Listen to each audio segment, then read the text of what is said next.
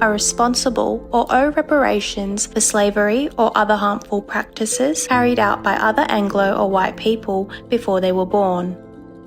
Uniquely, Anglo and white people are blamed today for slavery, despite the British being the first power to voluntarily end slavery, a process that began over 200 years ago.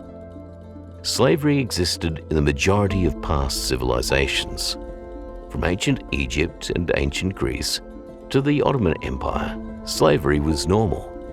In the Islamic world, slavery is written into its doctrine and has been widely practiced for a millennium. Large numbers of Spanish people were enslaved when Spain was conquered by North African Muslims. White Europeans were frequently enslaved by African Barbary pirates up until the 19th century. This was the trigger for the French invasion of Morocco and the American invasion of Libya, both carried out to end the trade in white slaves. To put the slave trade to North America in perspective, while that destination received 389,000 Africans between 1626 and 1865, it has been estimated that more than 1 million Europeans, many from the British Isles, were sold into African slavery by Muslim slavers from 1530 to 1780. Slavery still exists today in parts of Africa and Asia. This history of enslavement of Europeans is not taught or mentioned today, and of course no one suggests that people of African descent should pay for the actions of their ancestors. By contrast, Anglo and other white people today are held responsible for the slavery practiced by members of their ethnic group long before anyone alive today was born. Financial reparations are being proposed.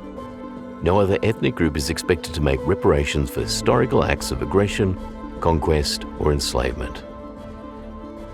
Another example of Anglophobia based on anti-colonialism is the movement for so-called reconciliation between Indigenous and Anglo-Australians.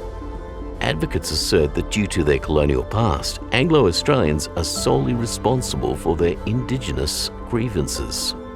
They fail to acknowledge any grievance in the opposite direction.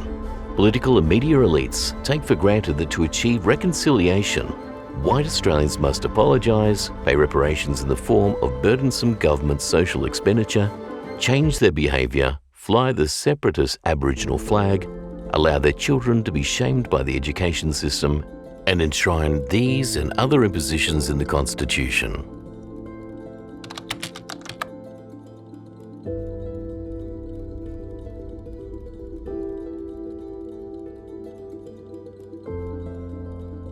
This video has been proudly produced by the British Australian community.